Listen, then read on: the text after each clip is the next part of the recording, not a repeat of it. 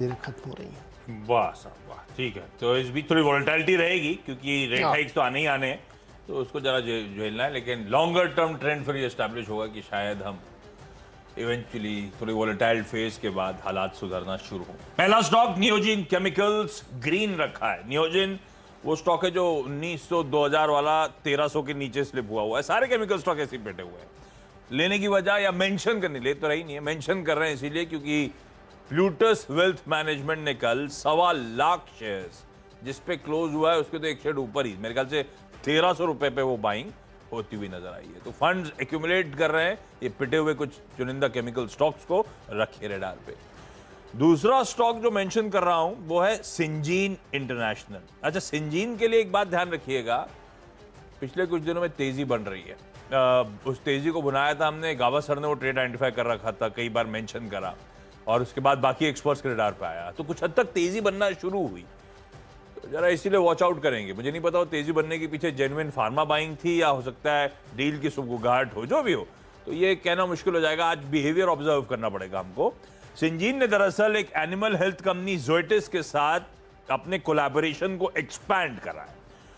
तो animal health company है जो जोएटिस, उसका एक बायोलॉजिक्स मैन्युफैक्चरिंग एग्रीमेंट हुआ है 10 साल का सिंजीन के साथ। सिंजीन ड्रग सब्सटेंस लिब्रेला या एक जेनरिक है उसको मैन्युफैक्चर करती हुई नजर आएगी। रेगुलेटरी इंस्पेक्शंस वगैरह होंगे इस डील के कल्मिनेशन के बाद, लेकिन एक मल्टी ईयर एग्रीमेंट जिसमें सिंजीन शायद $500 मिलियन अगले 10 सालों में बुनाती हुई नजर आए। अच्छी डील है, सिंजीन को रखेंगे रडार पे, पर पिछले कुछ दिनों में स्टॉक की तेजी टेक्निकल एक्सपर्ट से पकड़ी हुई है, ध्यान रखिएगा। अगला स्टॉक जो है वो है सिप्ला, क्योंकि फार्मास्यूटिकल की बात छड़ी थी तो सिप्ला स्क्रीन पर आएगा। हालांकि सिप्ला के साइज के हिसाब से कोई बड़ा नहीं, लेकिन इंटरेस्टिंग है। एक ब्रांड जो हम सब ने सुना है, एंड्यूरा मास, आपको याद होगा, बड़ा विज्ञापन आता है। बहुत एक समय में तो बहुत, आजकल पता नहीं हालात क्या है, वजन बढ़ाओ, वजन हाँ बढ़ाओ। वो एंड्योरा मास वो ऐसा वाला एकदम तो वो एंड्योरा मास को एक्वायर करने जा रही है सिप्ला। कंज्यूमर, इसका जो कंज्यूमर हेल्थ केयर आर्म है वो एक्वायर करता हुआ नजर आएगा। एक न्यूट्रिशनल सप्लीमेंट ब्रांड है जो एक्चुअली वेट गेन में मदद करता है। तो पॉजिटिव है कि ये सिप्ला जो है न्यूट्रिशनल वेलनेस स्पेस में अब पैर जमाने की कोशिश कर रहा है। 20 साल पुराना प्रोडक्ट है एंड्योरा मास, अब तो तमाम रेंज ऑफ प्रोडक्ट्स इसके आते हैं।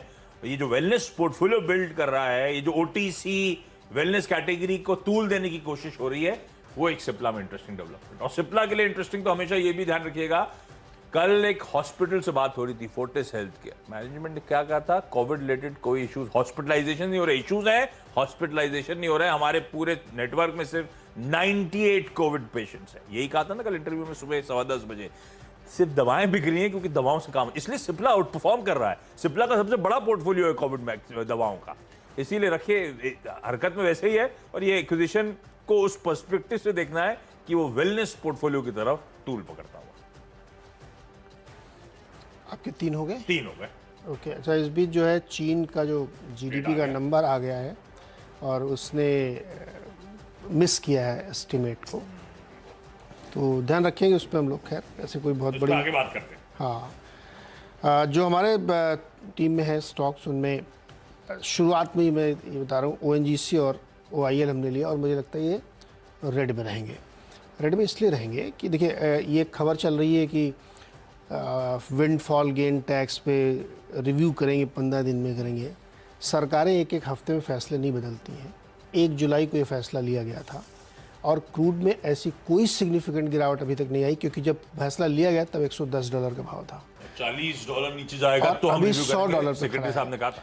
ये एक बहुत ही, जो लोग तेल की खबरें जानना समझना चाहते हैं उनको मैं बता दूं कि एवरेज किया जाता है।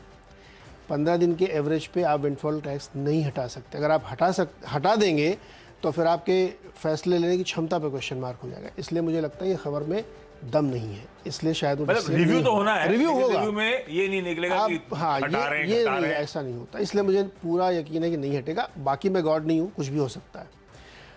सोच विचार ये हो सकता है कि जो पेट्रोल डीजल के एक्सपोर्ट पे टैक्स लगा था, शायद उस पर कोई रीथिंकिंग हो सकती है, क्योंकि वो गैर ज़रूरी लगता था मुझे। लेकिन इस पे कोई फैसला होगा, इस पर मुझे शक है। इसलिए मुझे नहीं लगता कि जिसकी वजह से कल इनमें तेज़ी आ गई थी, इनका तेल कंपनीज में, वो मुश्किल है, क्योंकि अभी भी क्रूड इस समय भी आप देखिए $100 पे खड़ा। कल हालांकि उसने 97-96 का टच किया, अगेन आया है। और अभी 2 दिन की इजराइल यात्रा या गल्फ यात्रा जब बाइडेन साहब की ख़त्म हो जाएगी तो क्रूड आपको फिर से ऊपर जाता हुआ दिखेगा। क्रूड कहाँ पे जाके सेटल होगा या कमज़ोर होगा, जब आप एक मैसिव रेट हाइक देखेंगे 26 जुलाई के आसपास, तब जाके क्रूड का डायरेक्शनल कॉल आपको मिलेगा। अभी फिलहाल मुझे नहीं लगता क्रूड बहुत नीचे आने वाला। तो ये जो रिव्यू होना है, ये विंडफॉल टैक्स के साथ साथ वो जो एक्सपोर्ट पे टैक्स लगाया गया, तो दोनों का रिव्यू होना है।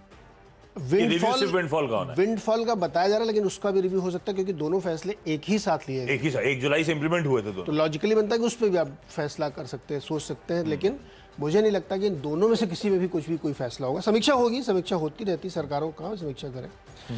तो ये ये हो गया। तीसरा भी बताया था, HDFC बैंक है, इसके नतीजे हैं। और जिस तरीके से उन्होंने अपने बिजनेस अपडेट नंबर दिए थे, उसमें ग्रोथ आप लोगों ने देखी होगी, सिंगल डिजिट के आसपास थी। तो मुझे नहीं लगता कि बहुत अच्छे नतीजे पेश कर पाएगी कंपनी, तो ये भी प्रेशर में रहना चाहिए। ठीक बात। अच्छा, अगला